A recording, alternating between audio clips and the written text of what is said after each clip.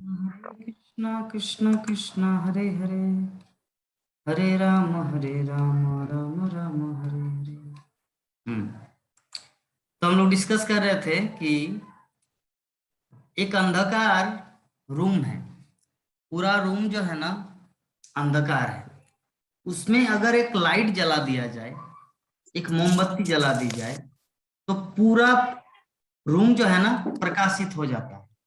किंतु जैसे ही मोमबत्ती को बुझा दिया जाए, पूरा रूम एकदम अंधकार में परिणत हो जाता है। तो इसका मतलब वो रूम का महत्व कहां से है? वो मोमबत्ती के कारण। तो उसी प्रकार महाभारत जो है ना उस रूम के समान है। उस रूम में अगर कृष्ण को हटा दिया जाए, कृष्ण को बुझा दिया जाए, तो महाभारत अंधकार रात्रि के समान है, मतलब कुछ वैल्यू नहीं है। किंतु श्रीमद् भागवतम थोड़ा डिफरेंट है। जैसे श्रीमद् भागवतम की तुलना किससे किया जाए? श्रीमद् भागवतम की तुलना हम लोग जैसे पारसमणि होते हैं ना, पारसमणि उसको ऐसे लाइटिंग से सजाया जाता है कि रूम ही उस पारसमणि पत्थर से बना है। वो लाइटिंग से ही, लाइट से ही रूम को तैयार किया गया है। उसको अंधकार का कोई प्रश्न ही नहीं है। मतलब क्या बोलना चाह रहे हैं फिलोसॉफी?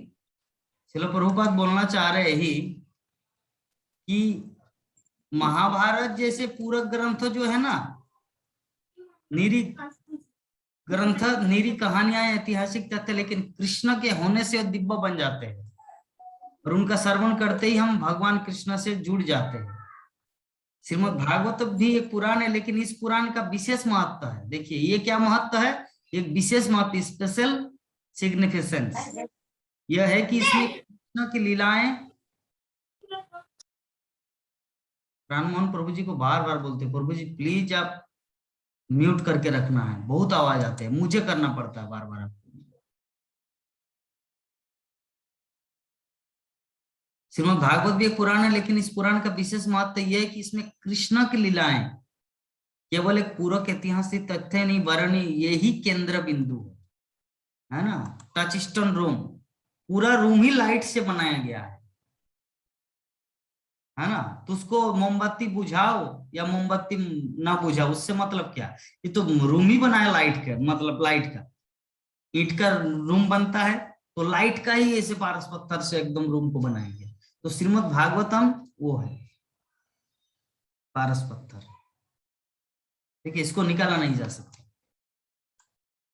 कुछ क्वेश्चन होगा तो बाद में पूछना है, नोट डाउन करके रखना है। बाद में ये नहीं करना है कि प्रभु जी वो क्या है, मतलब मैं समझा नहीं।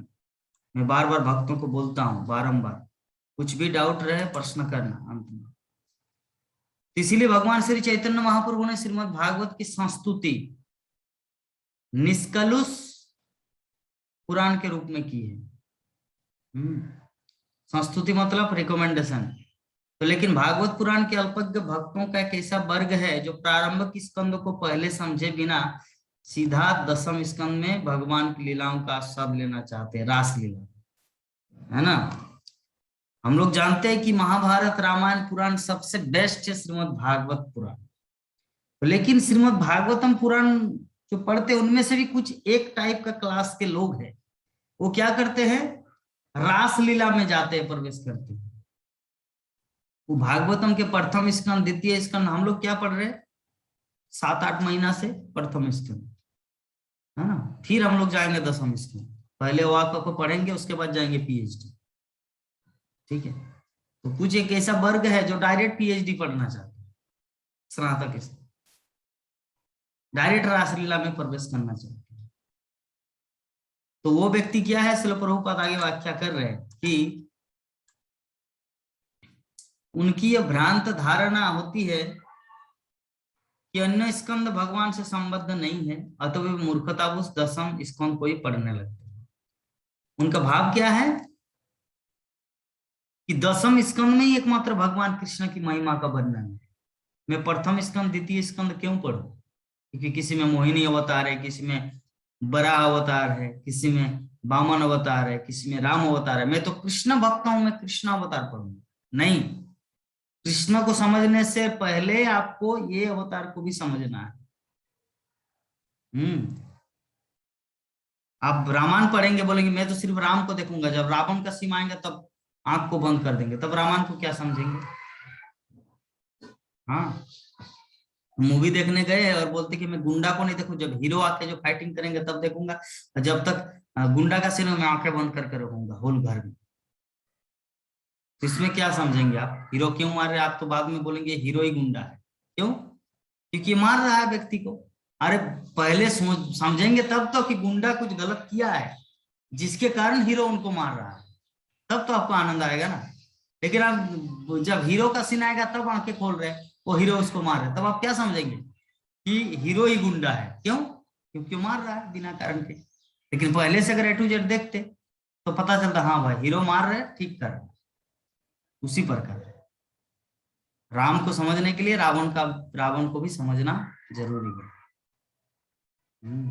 उसी प्रकार भगवान श्री कृष्ण को समझने के लिए भगवान के बाकी अवतार जो है उनको भी समझना है, उनको भी अध्ययन करना है, सुनना है उनके लीलाओं को। 3 पाठकों को यहाँ पर विशेष रूप से बताया जा रहा है कि भागवत के अन्य स्कंद भी 10वें स्कंद की भांति महत्वपूर्ण है। पाठकों को चाहिए, चलो प्रभुपाद बता रहे हैं कि अन्य 9 स्कंदों का तात्पर्य समझे बिना वे 10वें स्कंद की विषय वस्तु में प्रवेश करने का प्रयत्न न करें। कृष्णा तथा पांडवों जैसे उनके शुद्ध भक्त एक समान धरातल पर है।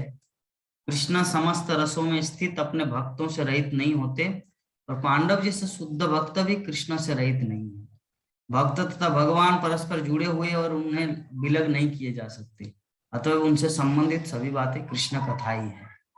मतलब हम लोग द्रौपदी की लीला भी देख रहे हैं ना, वो भी कृष्ण कथा है। गजेंद्र की लीला भी देख रहे हैं, वो भी कृष्ण कथा है। भागवतम के अजामिल उपाख्यान पढ़ रहे हैं, वो भी कृष्ण कथा है। वाल्मीकि बनने से पहले जो रत्नाकर दस्यु था वो भी कृष्ण कथा है। नारद मुनि शादी करने जा रहे वो भी कृष्ण कथा है। हम लोग देखे ना विष्णु पुराण सीरियल में, नारद मुनि बोले कि नारद, हाँ यस, नारद मुनि कि मुझे शादी करने जाना है, वहां पे बहुत सुंदर लड़की है। तो लक्ष्मी नारायण के पास आके बोले कि प्रभु आप मुझे एक सुंदर सा रूप दीजिए ना, ताकि सबके रूप से मैं सबसे ज्यादा बनूं, मतलब इतना अट्रैक्टिव हो कि वो लड़की किसी को भी माला पहना से सबको रिजेक्ट मार के मुझे अपनाए। तो भगवान अभी क्या जवाब दिया, ठीक है नारद आप जाओ, मैं आपका मंगल करूंगा। तो लक्ष्मी ने पूछा कि प्रभु आप तो उसको आशीर्वाद दे दिए कि सुंदर रूपवान बना देंगे, तब तो उनका शादी हो जाएगा, तो उसका ब्रह्मचर्य नष्ट हो जाएगा, वो तो सारा जीवन भर सारे जगत के लोग उसको जो नारद के नाम से प्रसिद्ध है वो तो व्यर्थ चला जाएगा एक लड़की के चक्कर में। तो लक्ष्मी देवी बोले, भगवान नारायण लक्ष्मी को बोले कि लक्ष्मी बात ऐसा है कि आप जरा याद करो मैं उनको क्या आशीर्वाद दिया। वो आके बोले कि प्रभु जी मुझे रूप दीजिए, मुझे लड़की से शादी करना है, और मैंने उनको क्या बोला, ठीक है नारद जाओ मैं आपका मंगल करूंगा। तो what is the Mangal, Mangal means ये नहीं कि मैं उनको रूपवान शरीर दूंगा, मंगल मीन्स मैं उनका मंगल करूंगा। तो इसका मतलब तो भगवान ने क्या दिया, उनको बंदर का रूप बना के भेजा था। उनको पता नहीं कि मैं बंदर का रूप हूँ, उसके पास तो फोन नहीं था कि सेल्फी खींच के थोड़ा देखे कि मेरा रूप कैसा दिख रहा है, आईना भी नहीं था, पानी में जाके देखना पड़ता है। तब नारद मुनि वहां पर गए।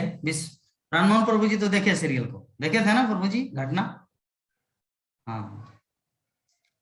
तो वहां पे जाके देखा तो वो जो महाराज बोले कि देवी देवता, हाँ देवता किन्नर गंधर्व सभी हमारे यहाँ पर पधारे हैं मेरी लड़की से शादी करने की उम्मीद में, लेकिन यहाँ पे बानर राज भी आ चुके हैं, ये मुझे पता नहीं। तो अभी उस नारद मुनि सोच रहे यहाँ पे तो बानर नहीं है, एक भी पूरे राज्यसभा में बानर नहीं, लेकिन ये बानर राज क्यों किसको बोले।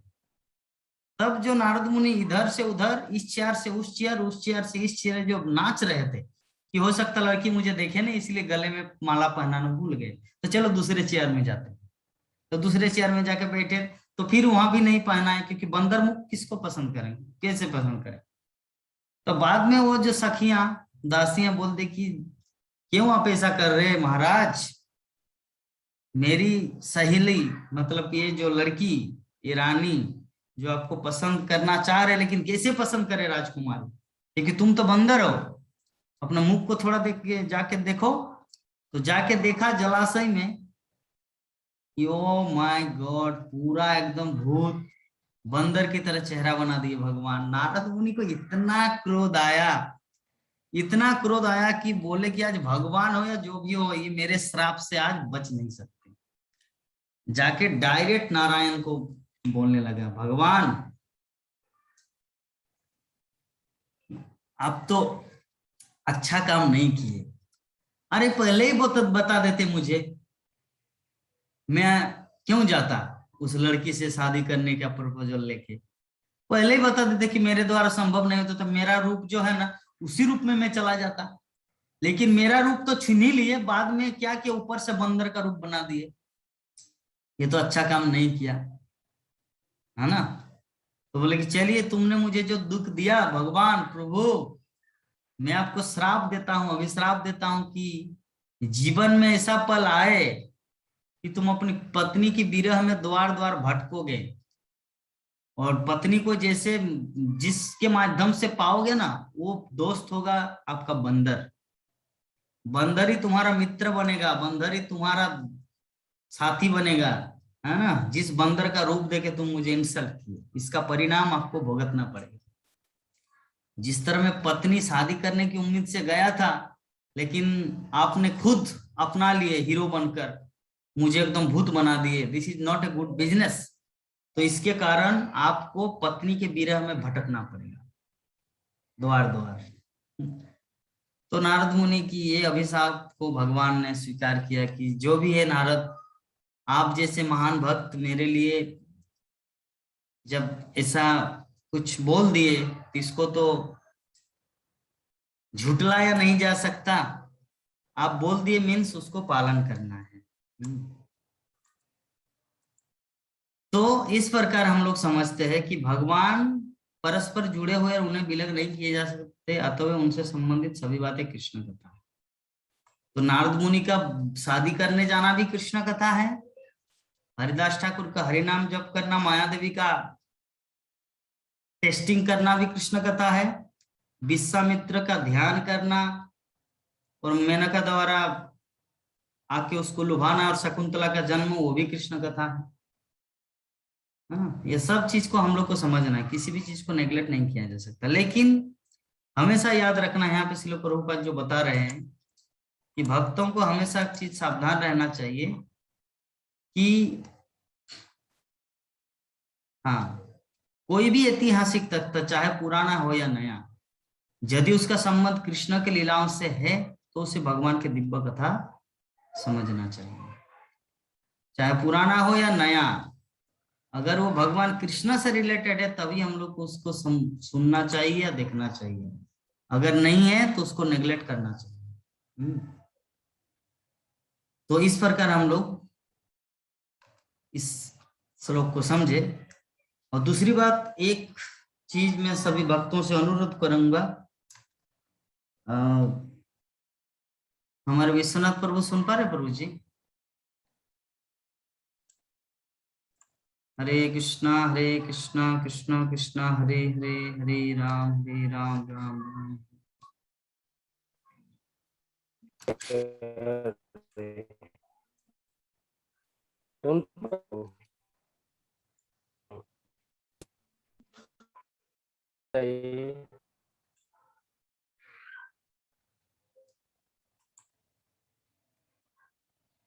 हरे कृष्णा। हरे कृष्णा। ओ प्रभु जी, आपका प्रसादम पाना हो गया? हाँ, अच्छा, पा लिया। बहुत सुंदर। तो विषय वस्तु यही है कि हम सभी भक्तों को एक चीज याद रखना है, स्पेशली मेरे क्लास में जो भी भक्तगण ज्वाइन करते हैं, शिल प्रभुपाद को हर समय शिल प्रभुपाद करके संबोधित करना है। प्रभुपाद जी नहीं बोलना है। प्रभुपाद जी बोलने से प्रभुपाद दूर हो जाते हैं, ऐसा लगता है कि प्रभुपाद हमारे रिलेशन से बहुत दूर है। यद्यपि बहुत सारे हिंदी भाषी भक्त इसे बोलते हैं, जो मेरे गुरु महाराज को पसंद नहीं है। मेरे गुरु महाराज भक्ति चारू स्वामी गुरु महाराज बोलते थे जी शब्द क्यों आएगा। जी शब्द है यद्यपि सम्माननीय चीज, लेकिन जी शब्द से व्यक्ति दूर हो जाते हैं। इसीलिए हमेशा शिल प्रभुपाद जैसे संबोधित करना है। मैं भी तो बोल सकता हूँ ना, लेकिन मैं आज तक क्यों नहीं बोला हूँ? क्या मुझे हिंदी भाषा आता नहीं क्लियर? प्रभुपाद जी नहीं, दूसरे को प्रभुपाद जी, दूसरे को जैसे प्राण मोहन प्रभु जी, विश्वनाथ प्रभु जी, दैट्स राइट। लेकिन प्रभुपाद का स्टेज बहुत ही ऊपर का है। जी तो किसी भी सम्मानीय व्यक्तियों को लगाया जा सकता है। राकेश कुमार प्रभु जी, जी शब्द दो अर्थ है इसका। पहला अर्थ क्या है? जी शब्द का पहला अर्थ ये है कि व्यक्ति का रिलेशनशिप बहुत दूर का है, और जी शब्द का दूसरा अर्थ ये है कि व्यक्ति सम्मानीय है। लेकिन शिल प्रभुपाद सम्मानीय तो है, इतना सम्मानीय है कि किसी के साथ कंपेयर नहीं किया जा सकता। हाँ, और दूसरी बात, जी शब्द जो है ना, दूर का रिश्ता, प्रभुपाद हमसे दूर भी नहीं, वो हमारे परम गुरु है। तो इसीलिए ये चीज हम सबको स्मरण में रखना है। यही वाला चीज प्रभुपाद आविर्भाव तिथि नंदोत्सव के दिन में मैं एक बार प्रवचन दिया था डाल्टनगंज इस्कॉन में 3 साल पहले, जब संकीर्तन बस में था। उस समय प्रभुपाद का ग्लोरिफिकेशन चल रहा था। तो उस समय मैंने ये चीज बोला था कि भक्तों को सदैव ये सतर्क रहना चाहिए। शिल प्रभुपाद को शिल प्रभुपाद संबोधित है। श्रीला मीन्स इतना सम्मानीय, जिस सम्मान के कंपेयर में जगत में कोई नहीं। श्रीला श्रीला श्रीला प्रभुपाद, जी का जरूरत नहीं होता।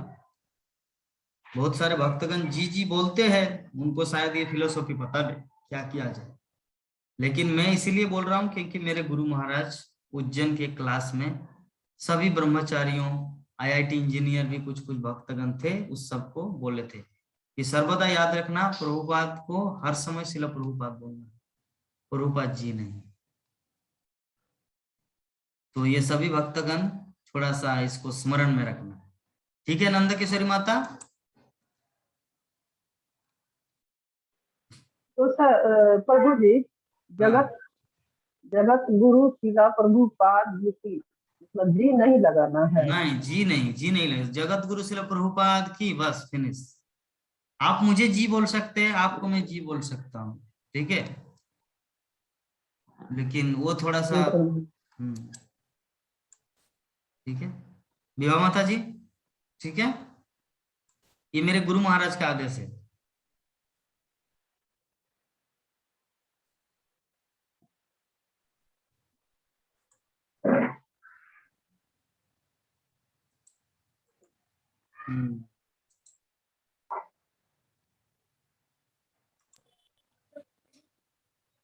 आपके गुरु महाराज का क्या नाम था प्रभु जी? नाम? श्रीमद भक्ति चारू स्वामी गुरु महाराज, ये है मेरे गुरु महाराज।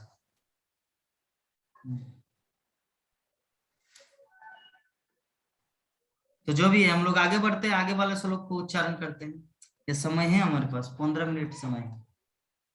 तो विभा माता जी आप थोड़ा बोलेंगे, हमारे पास समय है, उसके बाद प्रश्न उत्तर लेते हैं, कल फिर दूसरा श्लोक पाठ करेंगे। आत्माराम प्रभु जी, हरे कृष्णा। आत्माराम श्लोक के ऊपर अगर कुछ हरे कृष्णा। हाँ बताइए। आवाज नहीं आ रही है प्रभु जी। मेरा आवाज नहीं जा रहा है? नहीं, अभी आवाज नहीं आ रहा, कट रहा है। अच्छा, अभी हरे कृष्णा कृष्णा कृष्णा हरे हरे, हरे राम राम राम हरे हरे। ठीक है, अभी थोड़ा कुछ बताने की कृपा करें आत्माराम श्लोक के ऊपर। आवाज नहीं आ रही है प्रभु जी।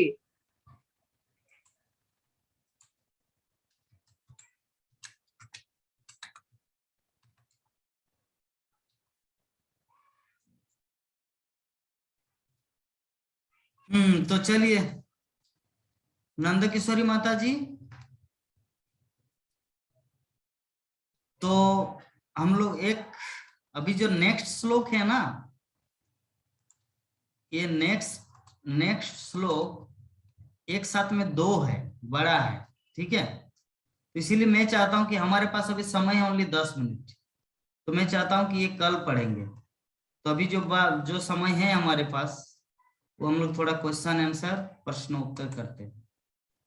भक्तों के अंदर में अगर कुछ क्वेश्चन है, कुछ जिज्ञासा है तो पूछ सकते हैं। हरे कृष्णा। विश्वनाथ प्रभु जी हरे का भी कृष्ण। नेटवर्क खराब है क्या प्रभु जी? हमारे का फोन एसছিল प्रभु। ओ अच्छा, ठीक है। भारतीय हेक्सा लाइफ इंश्योरेंस থেকে একটা ফোন এসেছিল। अच्छा अच्छा, LIC। तो मैं बोलना चाह रहा था, ये जो हमारा श्लोक है ना, ये 13 और 14, इसके नेक्स्ट श्लोक है, ये एक साथ है। तो ये तो 5 मिनट में इसका डिस्कशन शॉर्टकट हो जाएगा। इसीलिए मैं चाहता हूं कि ये जो श्लोक है ना, ये हम लोग कल डिस्कस करेंगे। तो अभी जो हमारे बीच में जो 15 मिनट समय है, उसमें से हम लोग थोड़ा सा कॉन्वर्सेशन कुछ कर लेते हैं, किसी प्रकार का कोई जिज्ञासा, जैसे आत्माराम श्लोक के बारे में जो आपका कुछ अगर क्वेश्चन है, या और कोई दूसरा एग्जांपल, जैसे अभी प्रभुपाद के बारे में बताए। तो कुछ अगर प्रश्न हो तो पूछ सकते हैं, कारण कि प्रभु जी क्यों जी और लाइक दैट।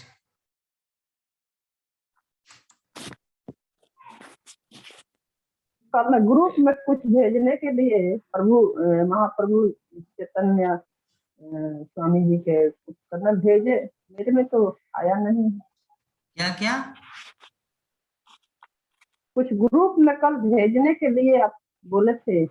हाँ, तो उसको आया नहीं। आया है। कौन बोलते नहीं है? भगवतम में तो हाँ, सबके पास गए। मेरे में तो प्राणमोहन प्रभु जी गए हैं। जो भगवतम आया।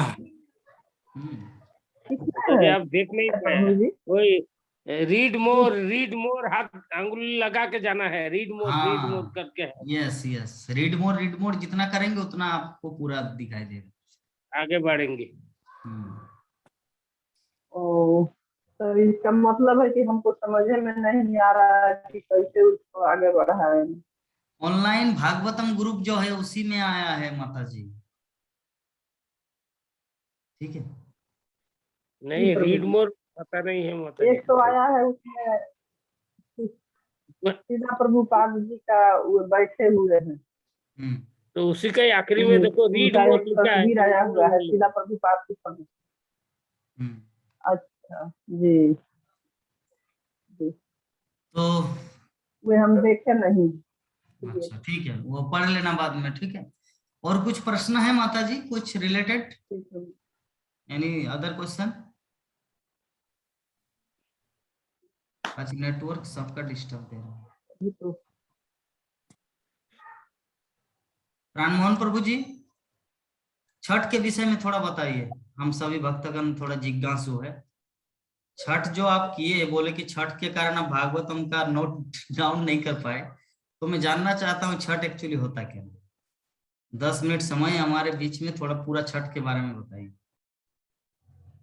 इसमें बहाना नहीं करना है, इसको बोलना है। नंदा किशोरी माता जी और प्राणमोहन प्रभु जी, क्योंकि छठ तो उधर से है ना, महाराष्ट्र, बिहार, मध्य प्रदेश, उधर से। लक्ष्मी तो मुझे बताए नहीं कि तुम कभी किए नहीं, बताइए आप छठ के बारे में। प्रभु जी महाराष्ट्र में नहीं करते हैं लोग। हम तो करते थे लेकिन छोड़ दिए हैं। मेरा वो ऑपरेशन हुआ तो डॉक्टर अनुमति ठीक है, नहीं दिए छठ एक्चुअली त्योहार। क्या होता है, छठ के बारे में मुझे बोलिए थोड़ा। गंगा पूजा। इसका छठ पूजा बहुत होता है। गंगा में जाके सब भगवान के कदली का ऐसा गाड़ी भर के कदली ले जाते थे गंगा में।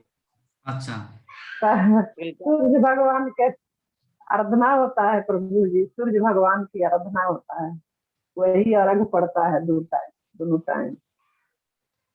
अच्छा, और सूर्य देव की आराधना को छठ पूजा कहते हैं। यस। जी प्रभु जी। तो अभी मैं जिज्ञासा करना चाह रहा हूँ कि सूर्य देव तो देवता है और भगवान श्री कृष्ण भगवान है और श्रीमद् भागवतम साक्षात भगवान है।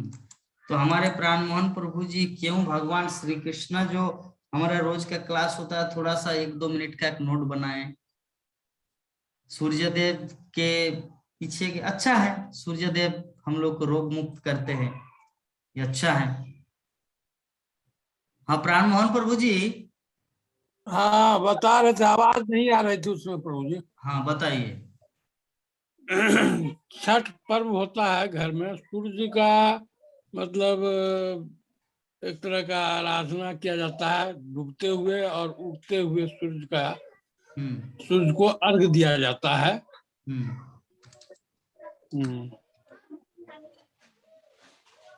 अच्छा, तो कुछ लीला पता है?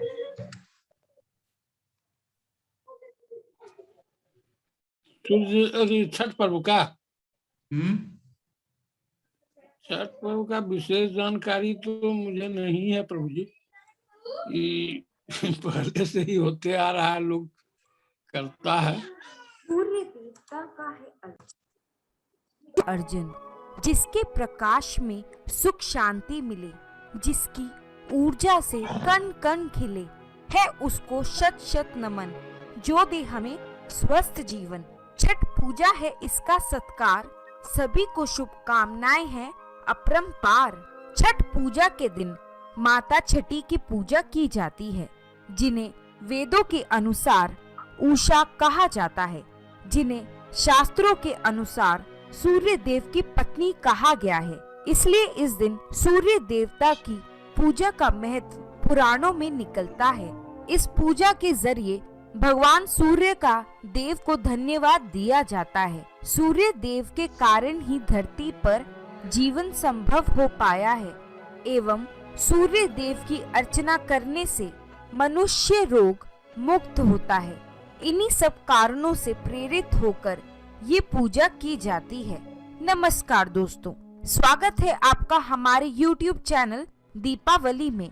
आज मैं आपको छठ पूजा के मुहूर्त व्रत विधि, कथा एवं महत्व बताने जा रही हूँ। आगे बढ़ने से पहले अगर आपने हमारा चैनल सब्सक्राइब मनाई जाती है पहली, तो इसे प्लीज सब्सक्राइब कर लें।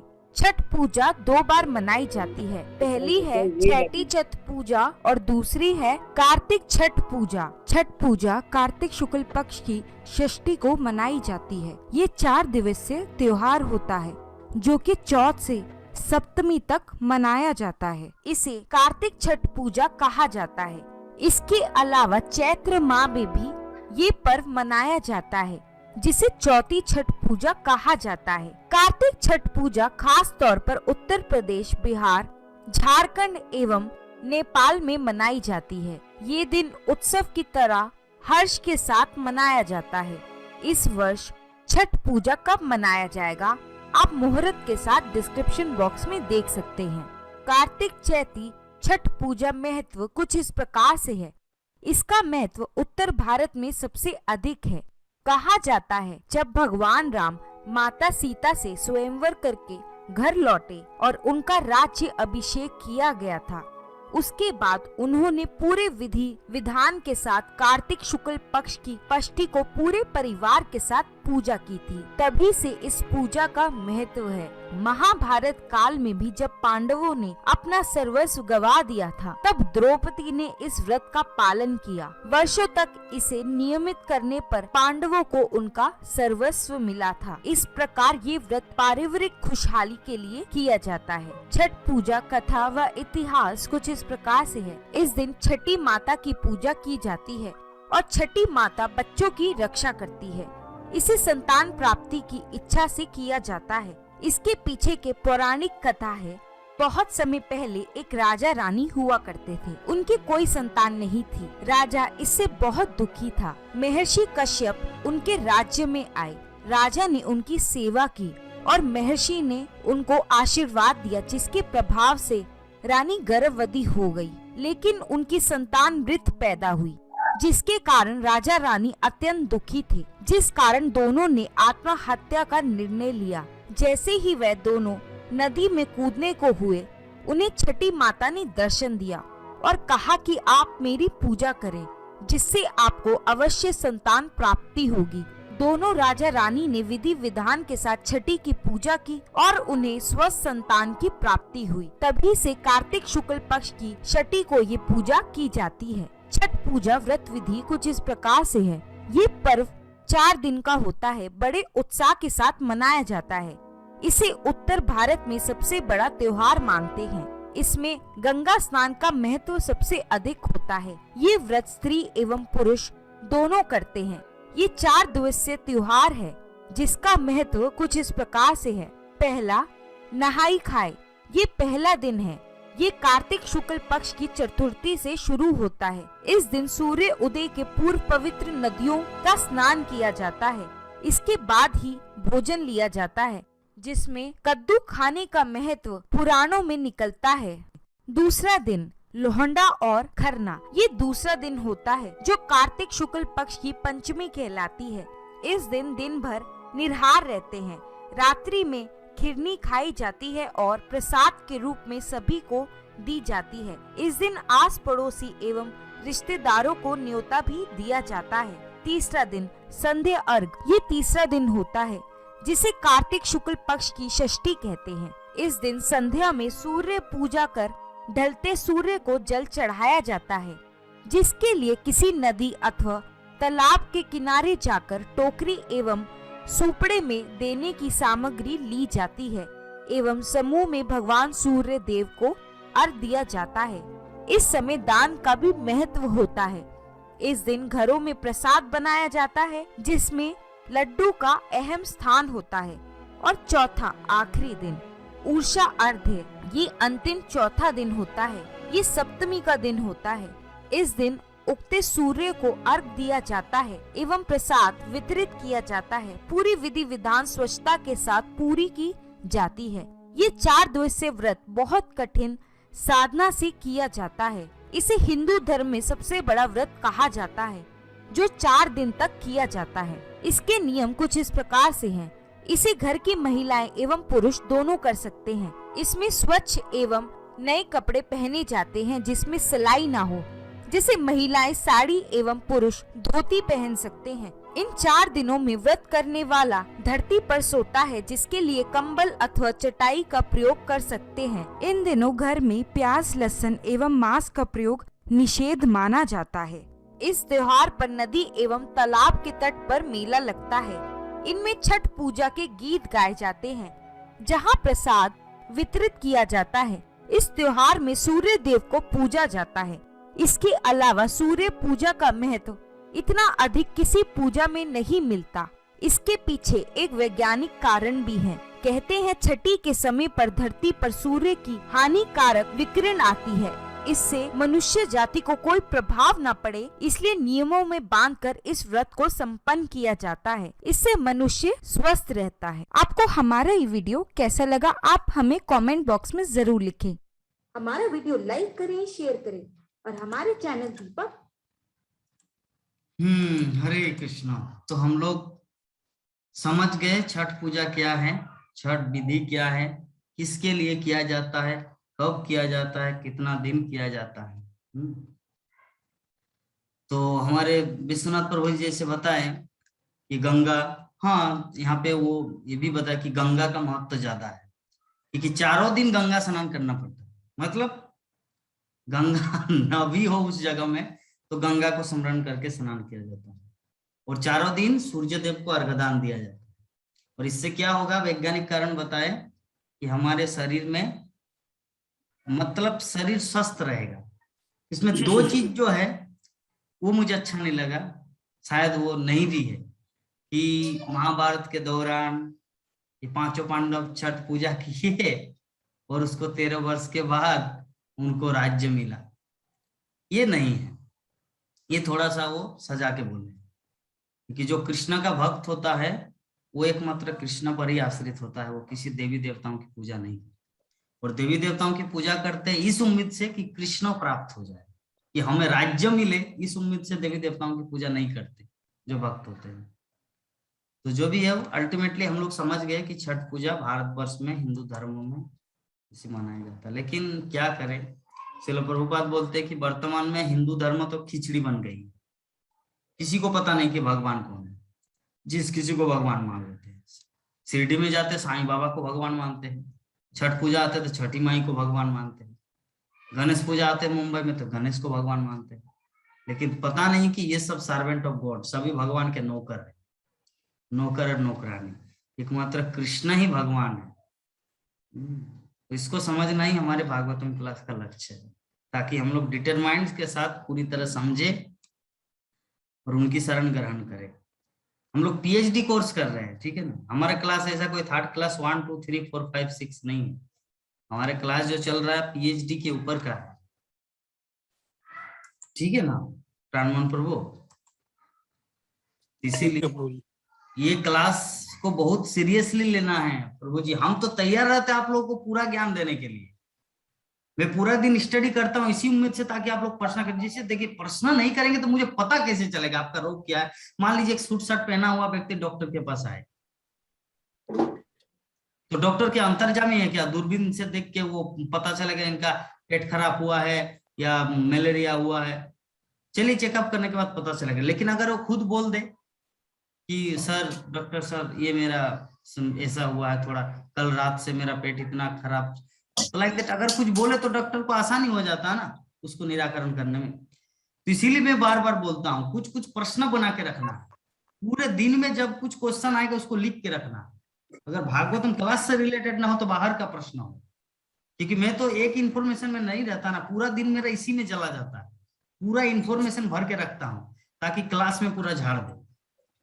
लेकिन जब आप लोग एकदम पूरा चुप रहते हैं, कोई रोग नहीं कोई इलाज नहीं, तब मैं क्या करूं?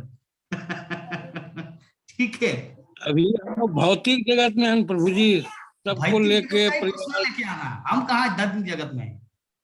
हम क्या गोलोक वृंदावन में है क्या? वहां से क्लास चल रहा है क्या? आप लोग मायापुर में। तो मायापुर में रहने से क्या हुआ? मायापुर धाम में उस तरह का नहीं होता होगा। ठीक है, मायापुर धाम धाम है, लेकिन फिर भी यहाँ भी तो खाना पड़ता है ना। ऐसा नहीं कि मायापुर धाम में इसका मतलब मैं हवा खा के रहता हूँ। मायापुर धाम में मुझे पानी पीना पड़ता है, 3 टाइम प्रसाद पाना पड़ता है। हाँ, अगर मान लीजिए आप बाहर बोकारो में रहते हो, वहां अगर नहीं खाएंगे तो आपको अपना शरीर छोड़ना पड़ेगा। उसी प्रकार मैं भी अगर मायापुर में रहते हो, अगर खाना खाना बंद कर दूं तो मुझे भी मरना पड़ेगा, ये मायापुर नहीं बचाएगा। इसीलिए practical life in practical life. तो इसीलिए आपको वो नहीं सोचना है कि हम जड़ जगत में हैं, प्रभु जी मायापुर धाम में है, ऐसा कुछ नहीं। इस संसार में जो कोई भी है, प्रभुपाद उदाहरण दिए, आपको बताया तो नहीं था एक बार एग्जाम्पल, ये गोलोक वृंदावन क्या है? प्योर खीर पायस अन्न। और ये भौतिक जगत में मायापुर धाम और वृंदावन धाम का आनंद कैसा है? वो पायस के अंदर बाली।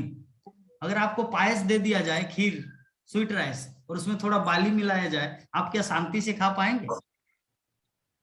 यद्यपि वो टेस्टी है, चीनी दिया हुआ, प्योर दूध का बना है, लेकिन फिर भी आपको अच्छा नहीं लगा। क्यों? क्योंकि उसमें बाली है। तो उसी प्रकार इस संसार में मायापुर धाम में रहे या वृंदावन धाम में रहे, असली वृंदावन हम लोग को जाना होगा, गोलोक वृंदावन। और वहां पे जाने से पहले हम लोग को यहाँ पे रहते हुए, चाहे बोकारो में रहे या मायापुर में रहे या वृंदावन में रहे या जगन्नाथपुरी में रहे, आपको शुद्ध भक्ति करना है। ठीक है, इसीलिए कभी ये मन में ख्याल मत लाना कि प्रभु जी मायापुर धाम में रहते हैं, हम तो जड़ जगत में रहते हैं। इस संसार में हर कोई जड़ जगत में। ठीक है प्रभु जी। प्रभु विश्वनाथ प्रभु जी का कुछ कमेंट है क्या? नहीं प्रभु, कुछ कमेंट नहीं है। अच्छा, हो गया ना। तो चलिए, हमारा मतलब बांकुड़ा में ठंडा आ गया है, हमें भी जैकेट पहनना शुरू करना होगा। मायापुर में भी थोड़ा आ रहा है ठंडा, उधर पूरा सर्दी आ गया प्रभु जी। हाँ प्रभु आ गए। तो चलिए हम लोग वांछा कल्पतरु करेंगे अभी। हाँ। और तो किसी भक्त का कुछ प्रश्न नहीं है, प्रश्न लेके आना प्रभु जी, उसमें मुझे भी अच्छा लगेगा, मुझे भी तो फील होगा ना। हाँ भाई, मैं सारा दिन प्रिपरेशन करता हूँ, किस लिए? ताकि आप लोगों को एकदम पूरा 100% भक्त बना।